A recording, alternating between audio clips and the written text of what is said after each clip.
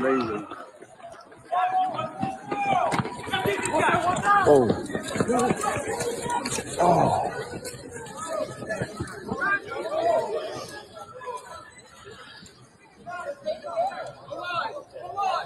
Oh, get out of here.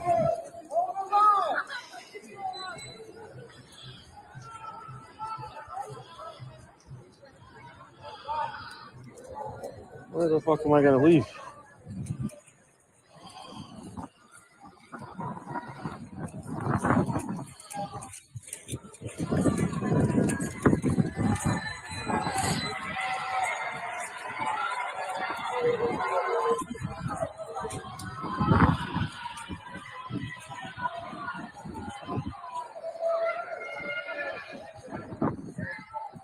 Oh.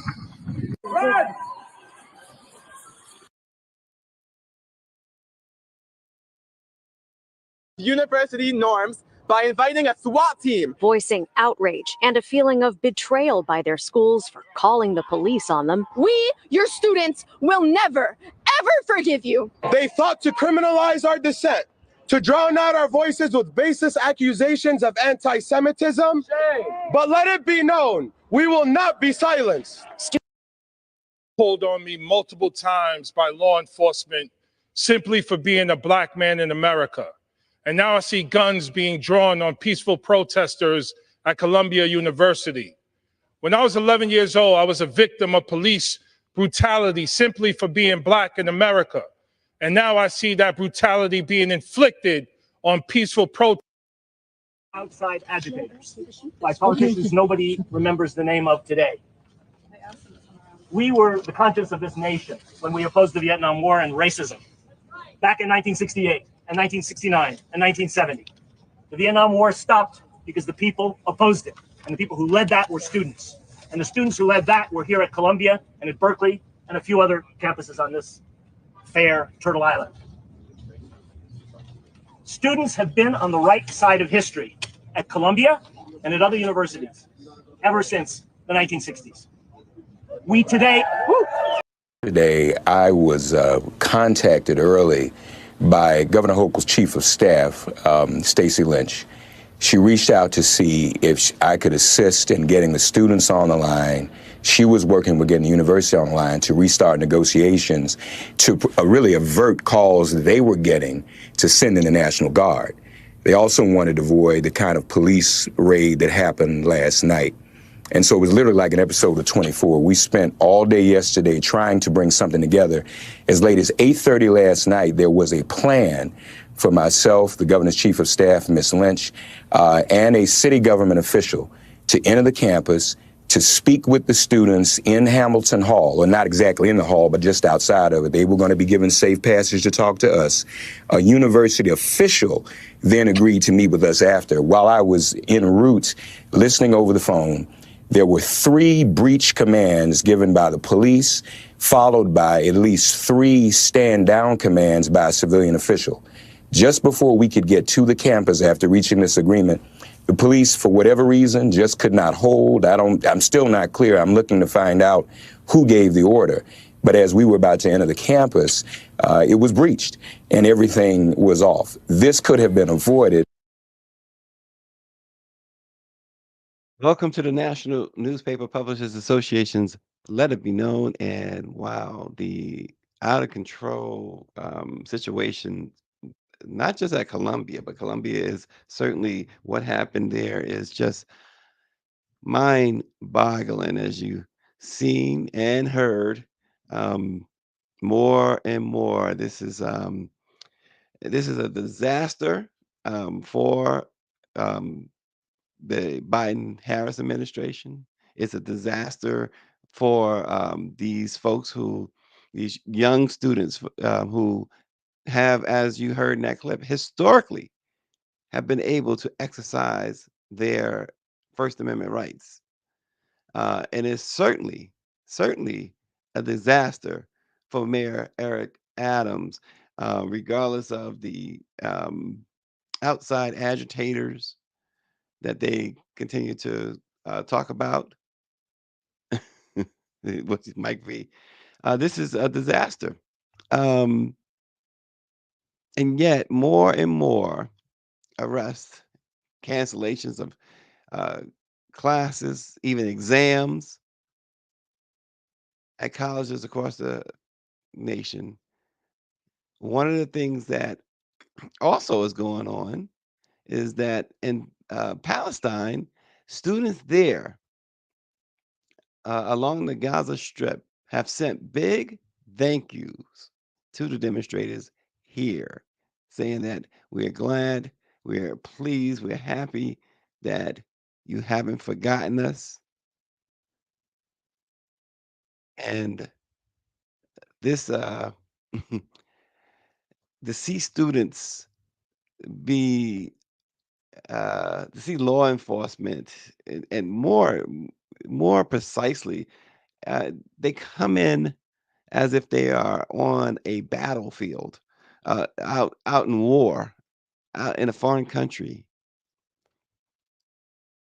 with these, for the most part, overwhelmingly peaceful demonstrators. Um, it's a shame to see. Now I know that folks have different takes. 596 says, just imagine if those protesters would go this hard for DE&I and affirmative action. And that's another way to look at it too. Um, where is the outrage for causes that affect us, right? And but for these protesters and these demonstrators, they closely tie the situation in Gaza to what certainly they closely tie uh, the idea of a free Palestinian state to what's going on, what has been going on here in America. So there's correlation. There is a fight going on, and perhaps sometimes the fight is a bit more vigorous, if you will, when it comes to other um, causes than the black cause. And I say sometimes, but most times. The only time we really saw any progress as far as protesting uh, Black lives was after George Floyd's murder, and we know that turned out to be nothing more than a moment and not a movement. And one of the things that Austin's writing in, and he's concerned about that all of this strengthens uh, the other guy's chances of returning to the White House. The same Trump who told Israel to do whatever they want in Gaza. He says, I don't recall this type of violence with the anti-apartheid movement on college campuses. Very, very valid points. Very valid points. And Andrew Connolly said they are not being treated like Black Lives Matter. It does reek of that though, right? For them to use this type of force, it does kind of reek of that. But I get what everybody's saying. I get what they're saying, but uh, with police and private security now at every entrance at Columbia, steel barriers lining the streets. You're seeing some students pack up belongings in their cars and left the campus, perhaps returning home because classes are canceled, exams, plans are up in the air, as we said. Everywhere there is gloom and uncertainty about what happens next at Columbia. Students have said that the university's decision to call in police to clear the protests that led to the raid on the occupied Hamilton Hall and more than 100 arrests. I think the last count was like 300, right? 300 arrests. So the college community is shattered. The university president, though, said that it was with great regret that she had ordered the police raid against the students and others he said had infiltrated the protest. She said it will take time to heal. We see what's going on across the country on the other side in UCLA. campuses, Mayor Eric Adams blamed outside agitators for the chaos and urged student protesters to call it quits. We cannot and will not allow what should be a peaceful gathering to turn into a violent spectacle that serves no purpose. What?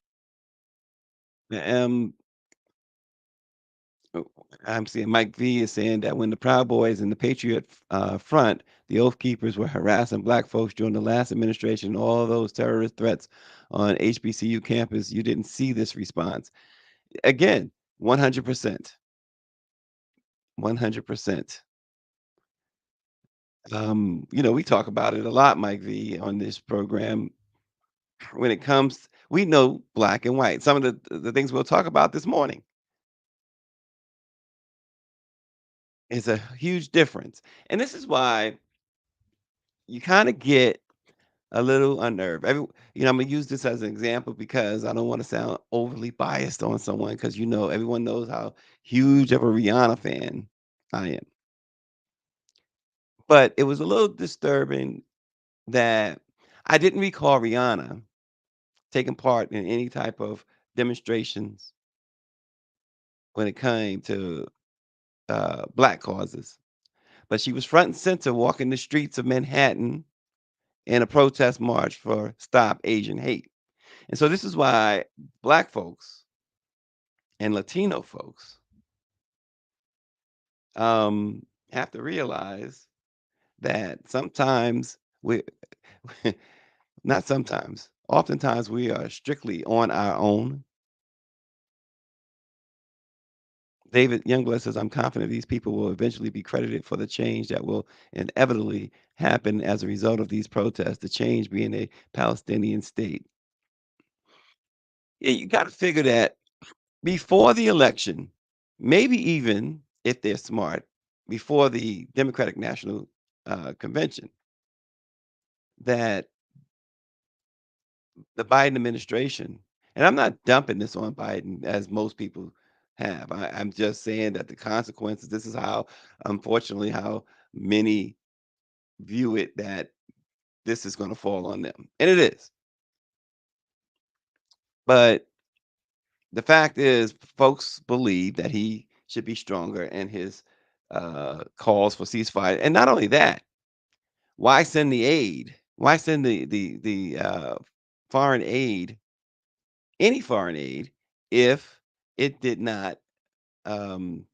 This is the argument. If it did not, if it was not attached with some sort of concrete ceasefire order, and perhaps that's where they fell short. And we keep hearing whispers and reports with no names next to them, as anonymous sources out of the White House, how angry Biden is with Netanyahu.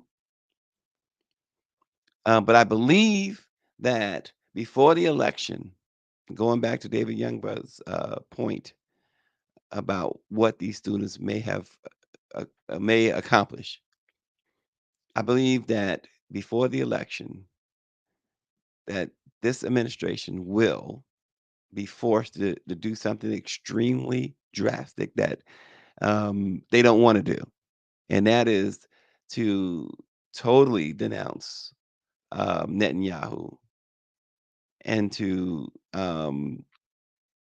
take some sort of action to stop the aggression there,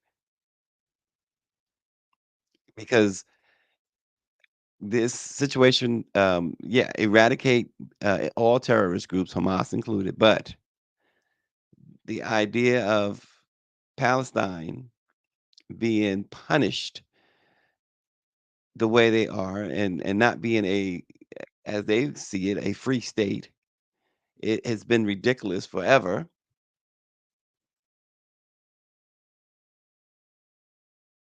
And David is saying Biden should go. And this is what I'm talking about that we may finally see happen. Biden, he says, should go to Israel, Knesset, I guess, Israeli Knesset, and announce U.S. support for a Palestinian state with the real timeline for achieving it. And that's what I was talking about, that you might see that before the election as this continues, because this is not going away. This is not going away. This is not again, it's not a necessarily a black cause. So as we said, remember so vividly, folks, during the George Floyd situation, this is a movement, not a moment. And I said, nope, watch, this is a moment, not a movement. This right here, what's going on now, because you have others involved. This is not a black thing. This is a movement. And I think they're going to accomplish that. At least get this president, based on the situation, to do exactly what David is recommending. And yeah, it is about humanity. You're right. So they're all the same. Greer says it is about humanity. Bobby Henry is watching. He says we need to ask ourselves, what image, thought patterns, and actions are we portraying that our young people are willing to leave their identities behind to become a part of something else? Mike V says if the Democrats lose in November over this, it will blow up the party for 2028 and could have massive consequences. Look, we've said it constantly, Mike. If the Democrats lose the White House, there is no 2028 election. 96 says Benjamin Netanyahu is behind a lot of evil in his own home country, and he gave millions of dollars to Hamas. He is enjoying this war. And we've heard that a lot. And yeah, and so Bobby Henry, going back to Bobby Henry, we like some more clarity on exactly what does that mean, Bobby, because again, he says we need to ask ourselves what image, thought patterns, and actions are we portraying that our young people are willing to leave their identities behind to become a part of something else. Don't want to assume what Bobby's meaning there, so I guess he'll write back and tell us exactly, break it down for us. Um, but this is such a volatile situation politically, as well as, like Greer said, humanity is involved here. You can't you can't continue to justify. You can't justify it all, but they continue to try and justify the slaughter of innocents. You just can't do that. You're talking about children, women, babies. You just can't justify this.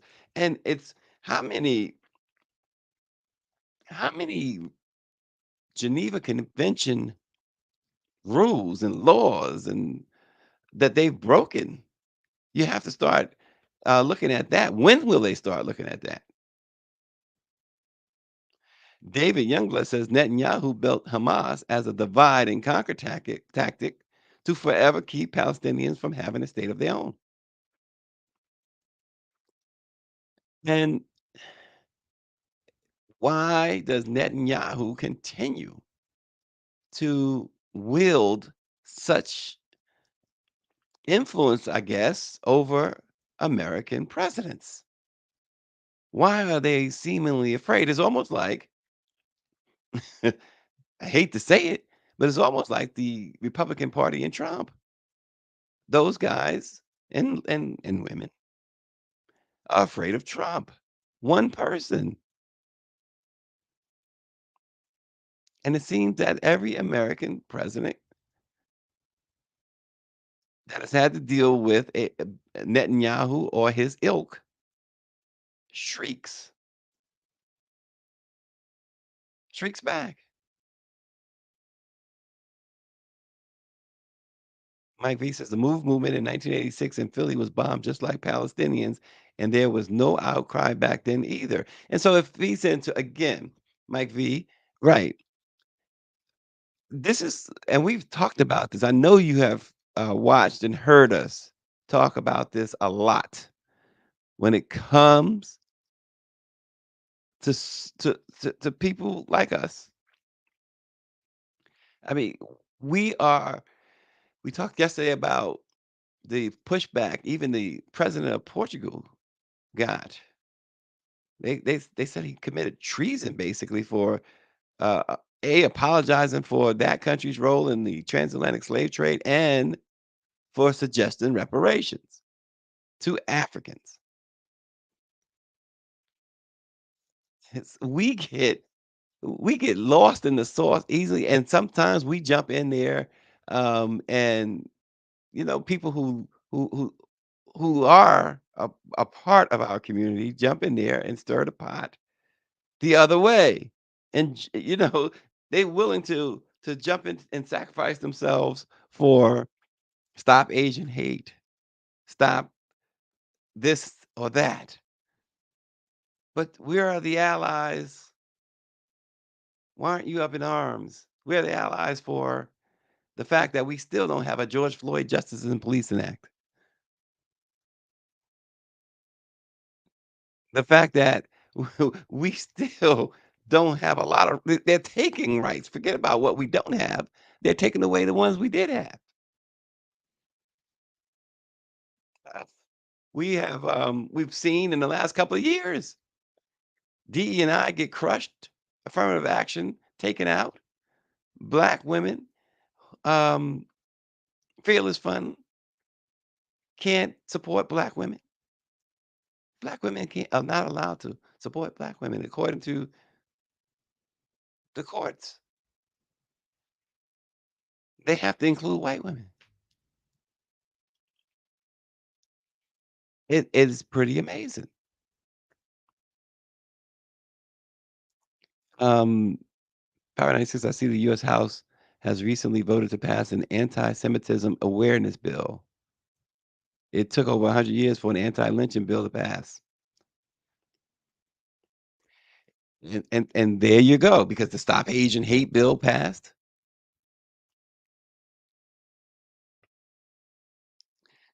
And so there you go. This is so I think, Mike, we're on the same page, just speaking in different languages, different terms, I should say. The Tulsa Race Massacre, he mentions the first aerial bombing of civilians in U.S. history, and the descendants are aging out and getting nothing.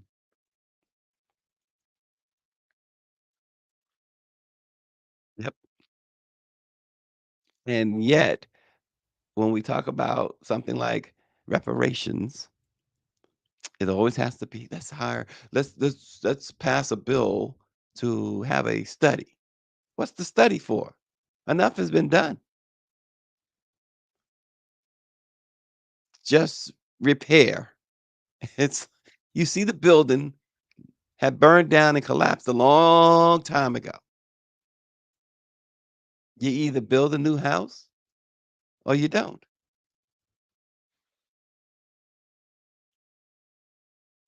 Yesterday, former Baltimore State's Attorney Marilyn Mosby appeared on MSNBC with Joy-Ann Reid. And we talked about Marilyn Mosby a few days ago. There's a petition to get President Biden to issue a pardon before her upcoming sentencing later this month. And she sat down with Joy-Ann Reid, and I believe we do have a clip. Yeah, it's still an incredibly sobering moment, right? I've done absolutely nothing wrong, nothing illegal, nothing criminal. This was your money. Was there any public money involved in this transaction? No, absolutely not. This was not, despite how I've been vilified, when the gag order was in place and I was unable to defend myself. It's just not PPP loans. This is not a COVID relief funding. This was the money that I was putting away every 2 weeks in a retirement savings account. And I was advised I could withdraw from this fund. There was, the person that testified, the government witness, got on the stand and said all I needed to do was suffer a $50 adversity. Right. And I had more than a $50 adversity as a result of COVID. So I didn't even take the stand once that came out, right? And it's like, obviously, I'm not going to be convicted. I know that this was politically targeted, and it was sobering. I guess the first most obvious question is, yeah, she's facing 40 years. And as we broke it down last week, We're talking about $5,000 of her own money. $5,000.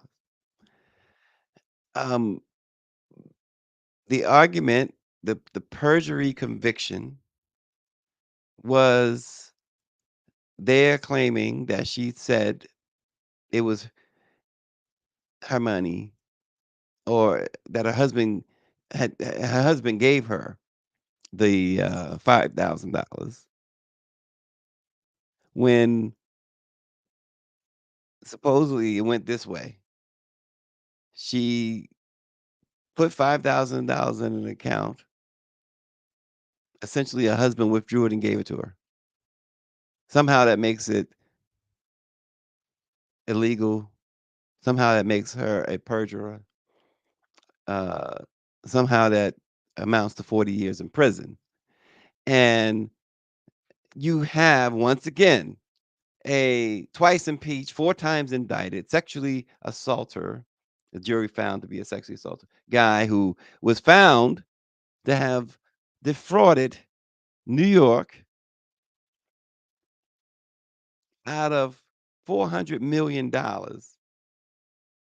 And so he gets a fine.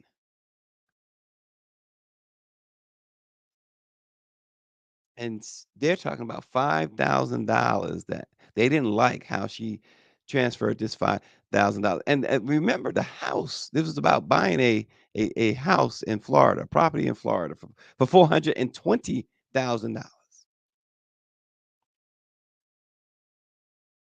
$420,000. And so they pinpointed this $5,000. That it once again uh, says one of the things it says, among others, is when they're out to get you, they're gonna get you.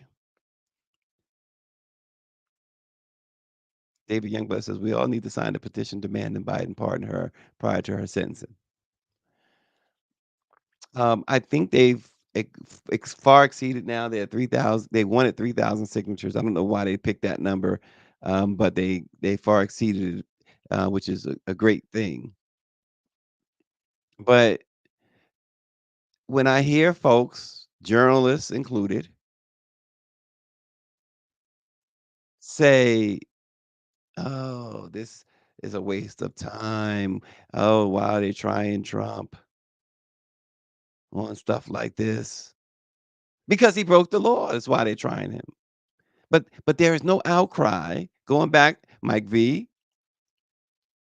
there's no outcry about this situation. This young lady, prosecutor, who went after cops after what they did to Freddie Gray. And that has never sat well with the powers that be. And we all know what happened to Freddie Gray. She wasn't supposed to go after. That was her job. And she did it. She did it for 8 years. So, when they wanna whine, when folks wanna they've even had them on this program. We've had individuals on this program, "Oh, this trial meaningless for Trump. They shouldn't do it. It makes it seem like it's politically motivated, blah, blah, blah." Those I don't hear those voices when it comes to Marilyn Mosby.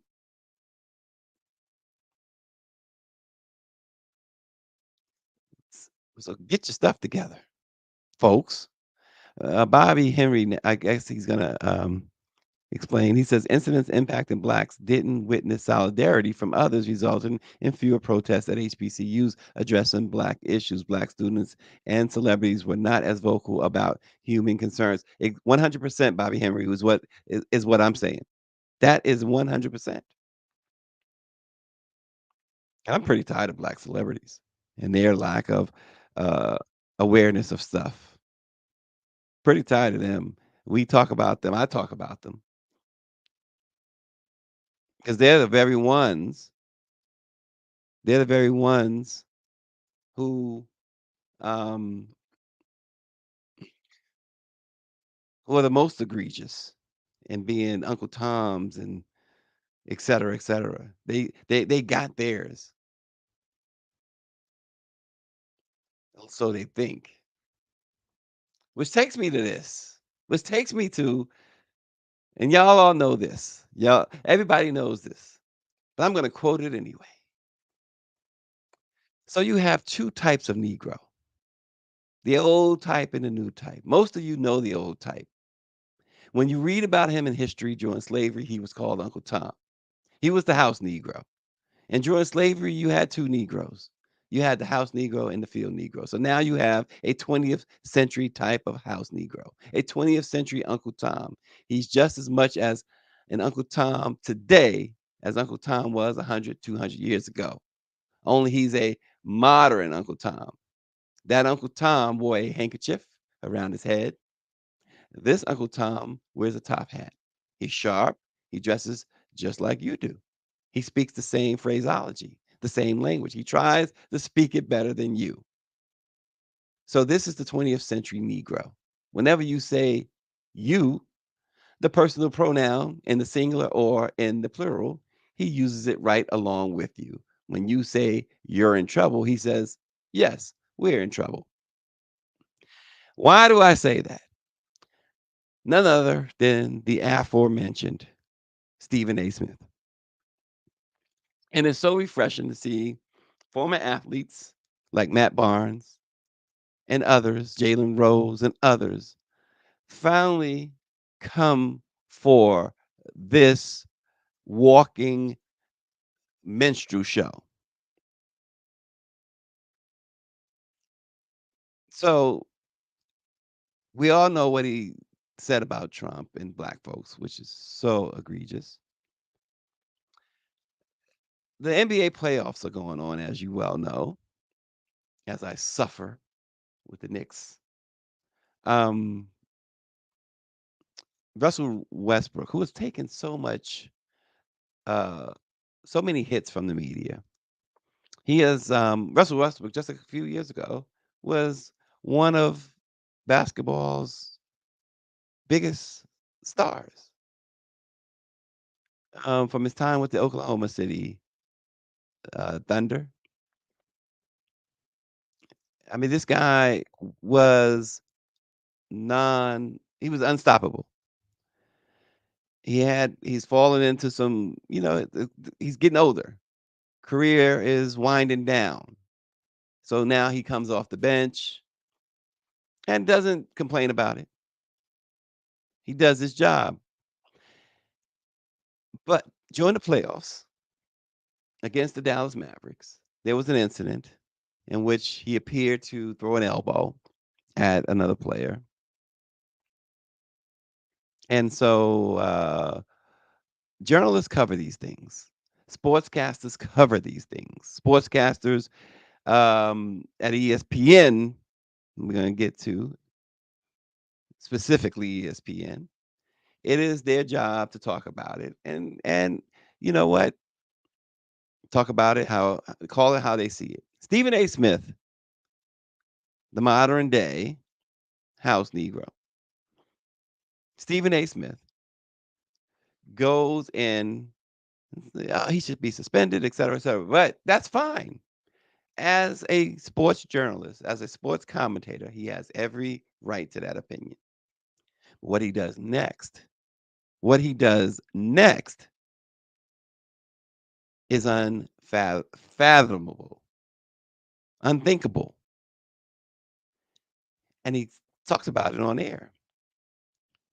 He calls the league office, pushing the league to suspend Russell Westbrook. Um, Already, don't y'all see a problem with that?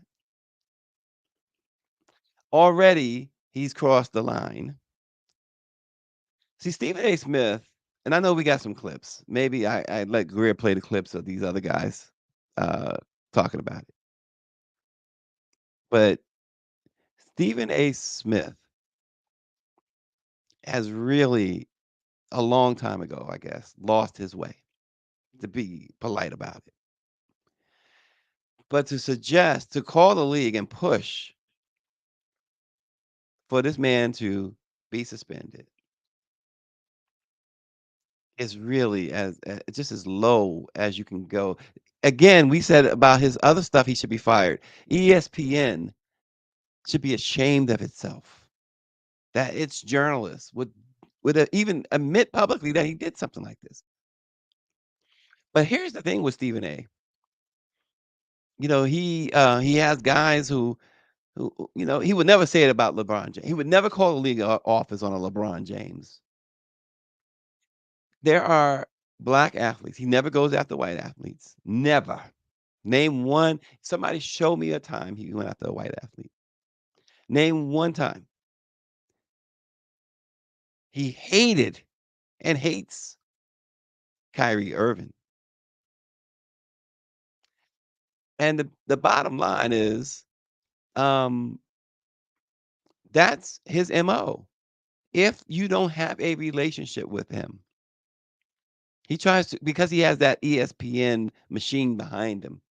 He never did it. You remember a long time ago, he worked for the Philadelphia Daily News or Inquirer. He didn't try to, he had no backbone to try and push anybody around then. But he's got all powerful Disney ESPN behind him. And he's the house Negro.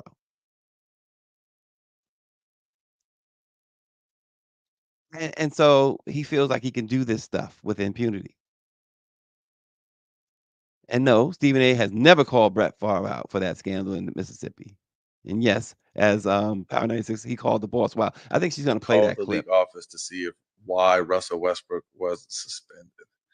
And that just don't sit right with me. And he's a journalist, he needs information. That shit was just weak to me. So we're going to get to Jalen Rose in a second, because that's another friend of the program. But Jack, Stephen A. Smith of late, what's going on with our guy, man?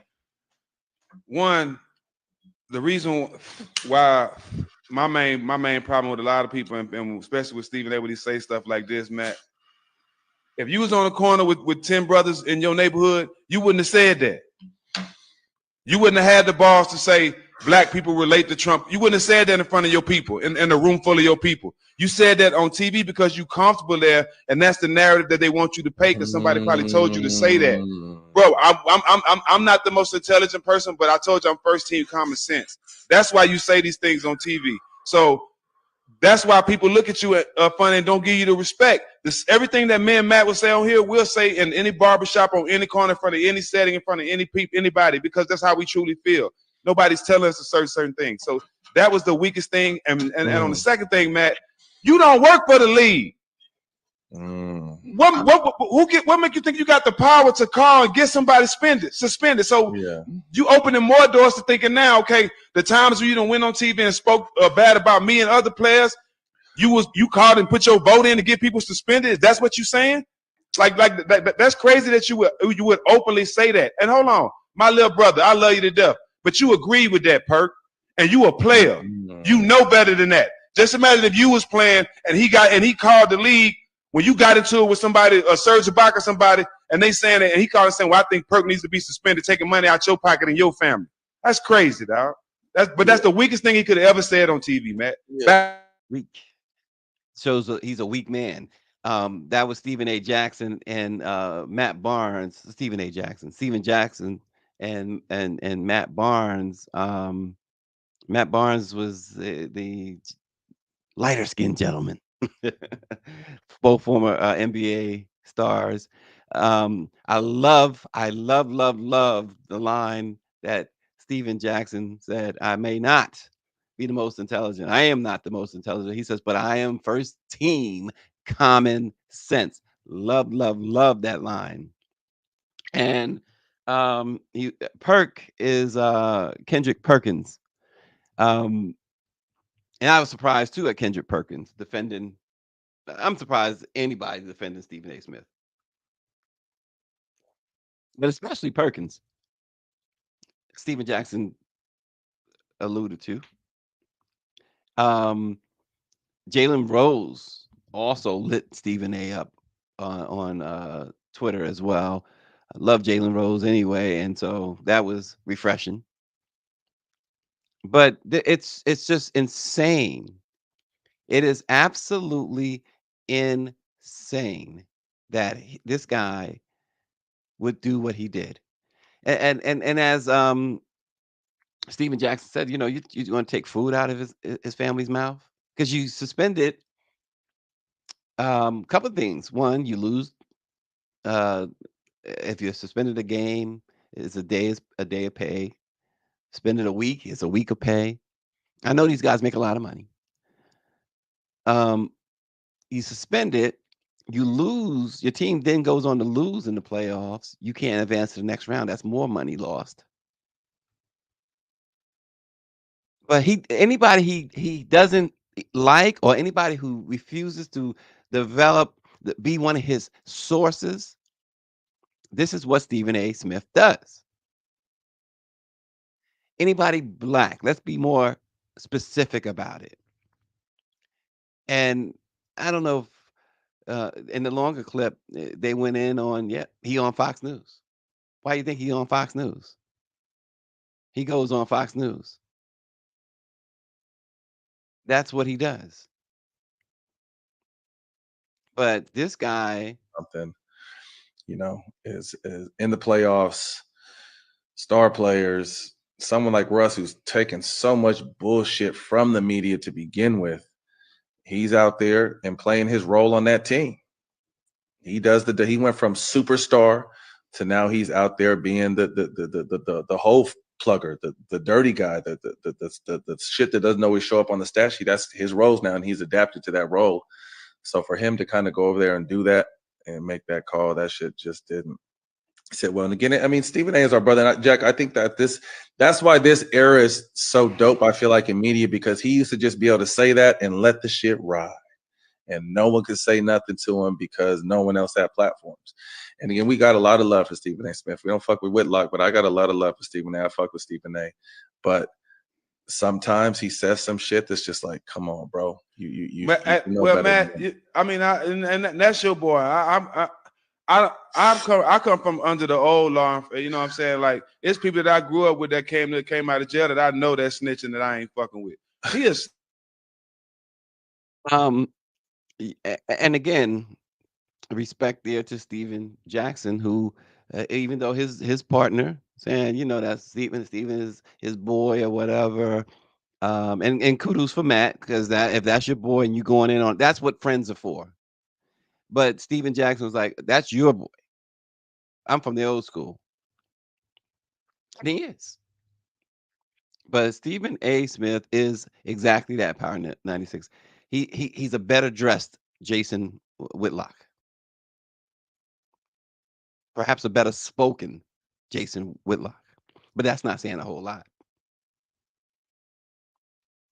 But to do that, it just, folks already have a hard time respecting journalists.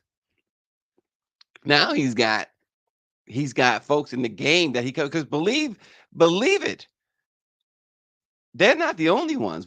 Those two, Matt Barnes, Steven Jackson, Jalen Rose, are not the only retired NBA players and current NBA players who saw this, and perhaps even before this, were not feeling Stephen A. Smith. Like he said, he's a men's warehouse version of Whitlock. You have, he said, I love, it was Matt who said that didn't sit well with him in his spirit.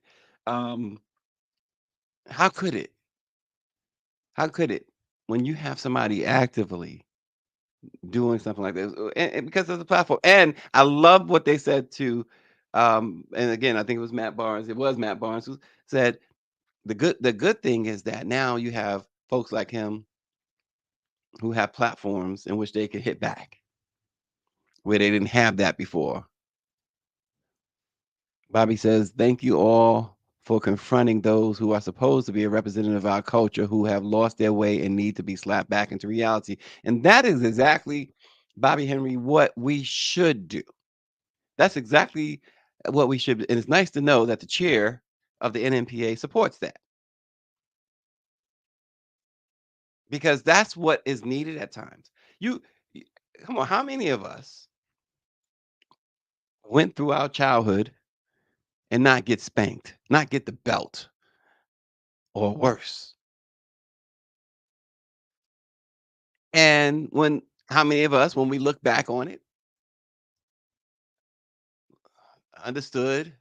better understood why? And when we look back on it, understood that helped shape me and made me take this path. We cannot allow this type of stuff to go on in our community and not check it. They say it takes a village. Well, we are part of that village. And if that wayward child, whether he's 8 years old or in Stephen A. Smith's case, 55 years old, you got to use the rod of discipline. And Stephen A. Smith is long overdue. It's long overdue. And that goes for others like Stephen A. Smith. Jason Whitlock is a lost cause. Jason Whitlock don't even get that he wouldn't even be the house Negro. He would immediately be out in the fields. Stephen A. Smith thinks that his intellect will keep him in the house. I think he is miscalculating. Trump again went on another rant, just to prove the point. He went on another rant yesterday. We talked about how he in his Time magazine piece he says he wants to straighten out the fact that this country has become anti-white. We all know what that means. But he went on another rant yesterday, again letting everyone know how he feel about non-white folks. So these guys position themselves to be a part of Trump's bandwagon. They all should be played a clip of this gay guy, a gay gentleman who was black guy too, avowed, as in his words, avowed MAGA until he went to a MAGA rally and was told he was not welcome because he was gay.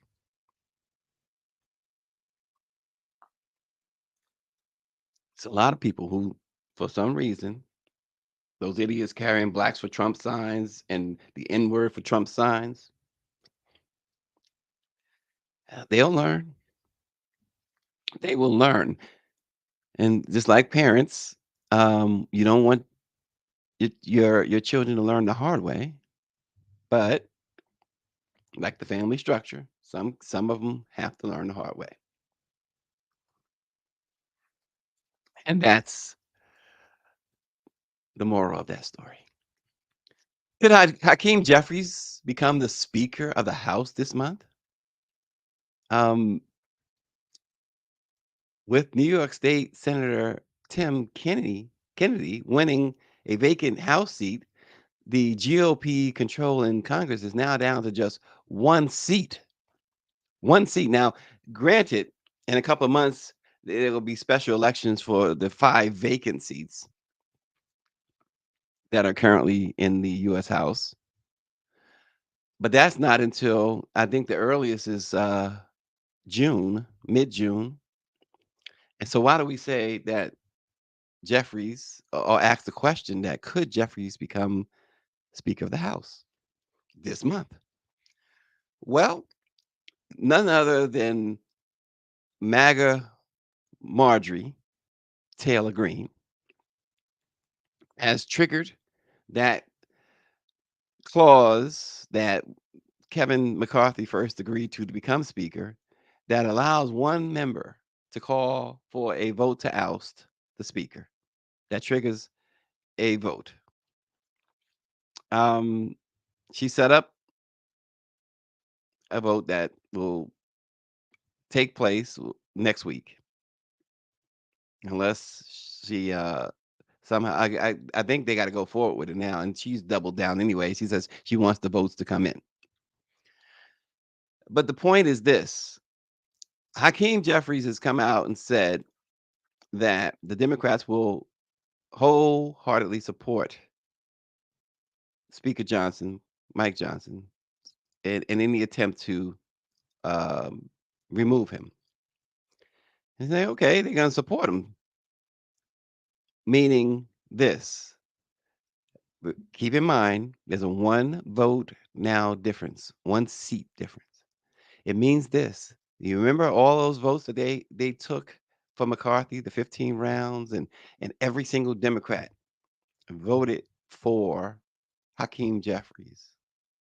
And the House, the Republicans, of course, couldn't get themselves together. And then it happened again with Johnson. And so if they vote next week, it just means they're not saying they're going to vote for Johnson, but they see an opening where, as Lauren Boebert said, that we might as well allow Jeffries to be speaker. So if they see an opening in which one Republican decides to go totally off the rails and vote for Jeffries, every single Democrat will then cast their vote for Hakeem Jeffries, pushing him over the threshold. See, they didn't have enough the last two times. It wasn't, they had a 5 or 6 seat margin, the Republicans did. So the Democrats would not have enough votes to push Hakeem over the threshold. But with the MAGA wing fighting and infighting, now they're fighting amongst themselves and with the rest of the caucus, you could find a situation, you could see a situation unfolding where Hakeem Jeffries could indeed be pushed over the top by one rogue or one I'm sick and tired of this Republican. And then you'll have a situation, at least for a couple of months, where the Democrats once again will control the House, the Senate, and the White House. And folks, that would be so pivotal in the reelection campaign of Joe Biden. Why I say that? Because then he would then, at least for a short window, have an opportunity to pass things that they claim they want to pass. It would put them to the test. It would put every single Democrat to the test. We mentioned earlier the George Floyd Justice and Police Act. Everything should be on the table. DC home rule, DC statehood, I should say. Everything should be on the table. And it should be done with the quickness.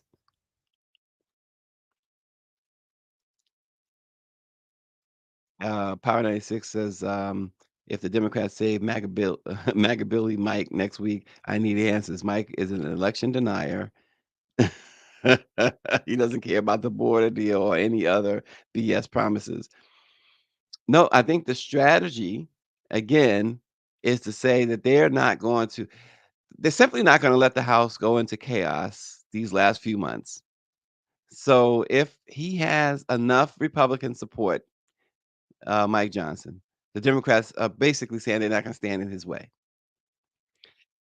And speaking to Hakeem Jeffries a couple of months ago in his office, me and 7 or 8 other Black reporters,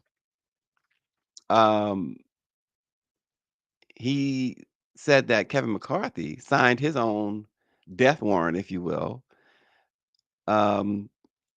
with the lies he told and the fact that he came out and said simply, you know what, I don't want Democrat support. And Hakeem said, I knew he was done. He said, I knew he was done at that point. Power 96 says that Joe Manchin would destroy anything in the Senate if Hakeem becomes a speaker. Yeah, it's true. He has already done that. But again, I contest that. Make the check big enough. Make the check big enough. This is what they do. You can't tell me it's not what they do.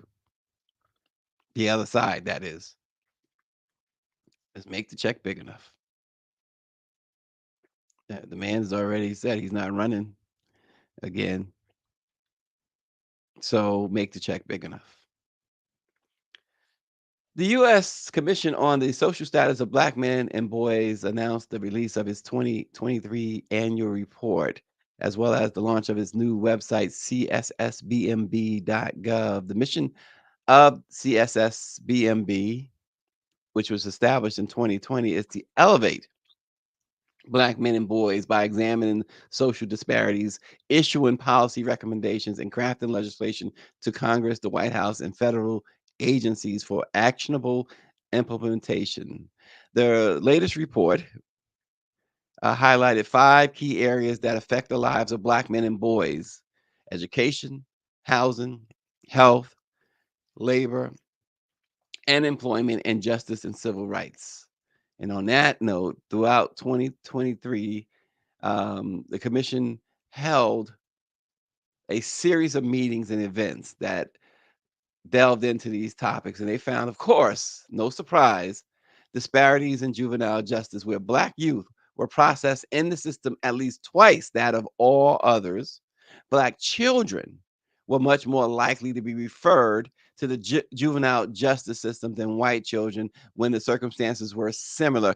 Again, Denise Rolock Barnes, where are you this morning? Because that is exactly my issue with Mayor Muriel Bowser.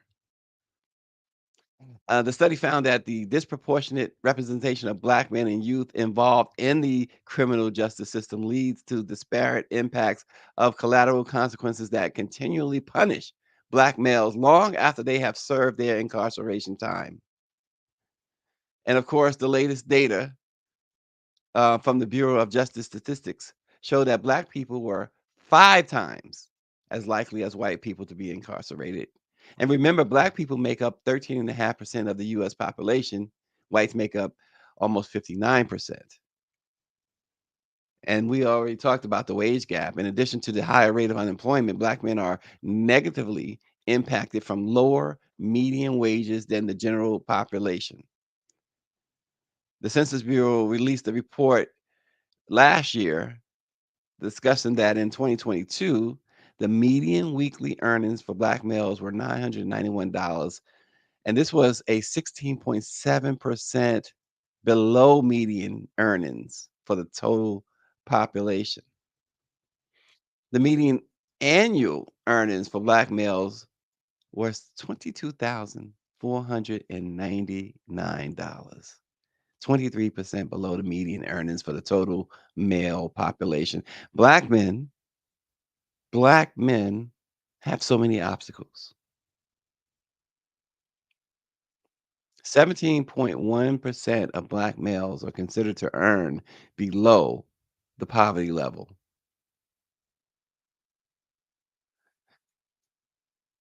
The poverty rate among Black Americans was at a record low and had reached pre-pandemic numbers, is what they found. The Census Bureau, actually, who contributed to this report, found. Poverty rates in 2022 were also at historic lows for Black children under 18 at 22.3%. Yet still, Black individuals made up only 13.5% of the population. But 20% of the U.S. population lived in poverty. So they concluded that the ongoing disparities in the state and federal criminal justice system and police stops, arrest, use of force, incarceration, reentry, and collateral consequences of incarceration especially affect Black fathers and their families. And in the juvenile justice system, disparately targets Black boys. And it all points, they said, to the need for systemic criminal justice reform. They said the First Step Act and the Second Chance Act, they're promising. There needs to be ongoing monitoring of data, and adjustments are needed to improve results and close the racial disparities. There is so much to that. So much to that.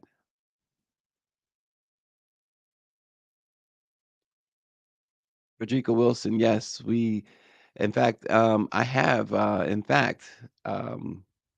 sent out a note to Frederica Wilson about this. This was, yeah, we would love to dissect this.